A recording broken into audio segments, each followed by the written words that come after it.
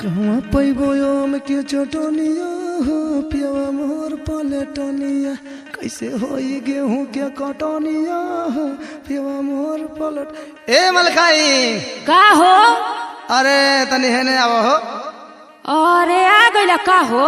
अरे तब का भूख न लग गई, अब खियाओ पियाओ चली हम घरे। घरे? पहले हमार बात सुना। का अभी तो 12 बजल बा, खेते में सब लगल बा। अरे तो का करी?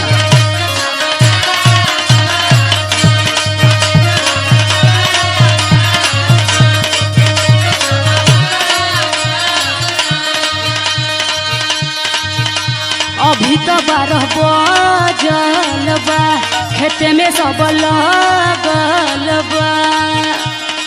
पिला है लेके गुड़ पानी, चली ना मना मानी, सब बात बुझतानी। अरे जे तहना ले सफर लवतना कटल है पानी खेत महलकाइन हो। का बिगहा हो?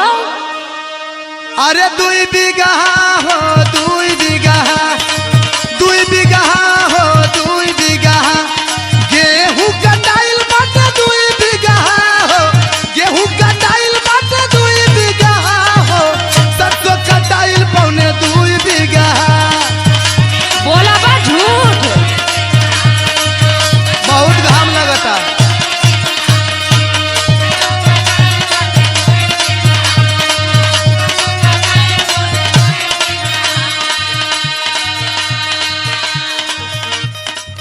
देखा ऐसे नहीं खा काटत, सुना।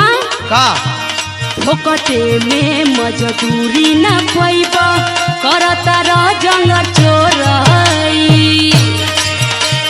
अरे तो जितना सफरी उतना ना काटब हो। अच्छा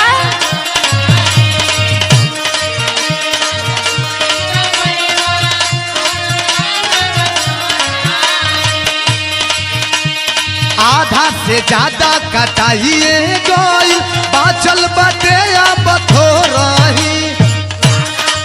अच्छा इतना में हो गई। अरे और काल आके काट देम ना।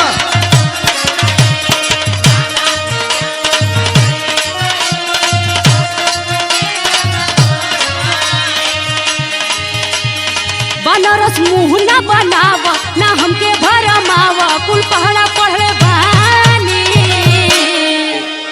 अरे भैला दुपहरिया बहुते लागताटे घाम जहरी गइल हमारे चाम। अच्छा तोहरे में घाम लगत आरकी के? अरे 2 बीघा हो 2 बीघा 2 बीघा हो 2 बीघा गेहूं कटाइल बाटे 2 बीघा हो गेहूं कटाइल बाटे 2 बीघा हो सरसों कटाइल पौने 2 बीघा।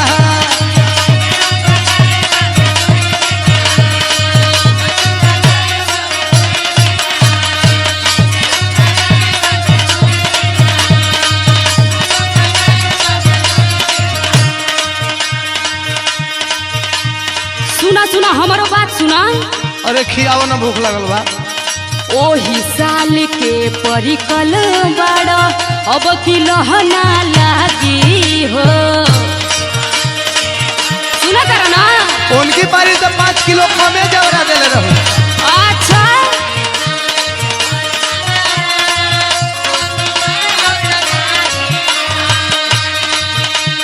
काम निकाल के है मलकाइन अपने जालू भागी हो। अरे हाय देखो कैसे बोला तारा हो। बहुत मतलब हो अगला साल कटबो ना करो।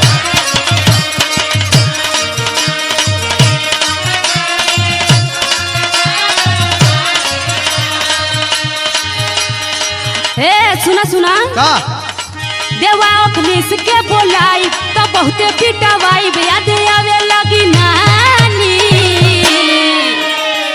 अरे हो परम बाबा तू हई करी हई ना साफ कबहू करी ह ना माफ। अरे केतना झूठ बोलत रहो। भाई मर्द कटवा के हमार बन्नी न देता नहीं बढ़िया से न कुछ खियावत पियावत बानी ई बेरा हो गई। कितना कटले वाला है? अरे 2 बीघा हो 2 बीघा 2 बीघा हो 2 बीघा गेहूं कटाइल बाटे 2 बीघा हो गेहूं कटाइल बाटे 2 बीघा हो सरसों कटाइल पौने 2 बीघा।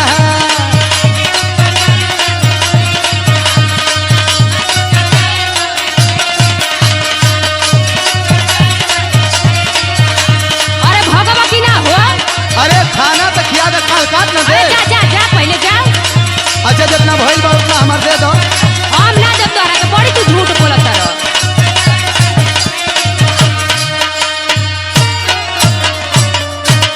हे बरम बाबा देखिए हमार जे लूटी उनके तू लूटी हो। अरे जो भाग तोरा जैसन बड़ी कटवैया मिली हाँ।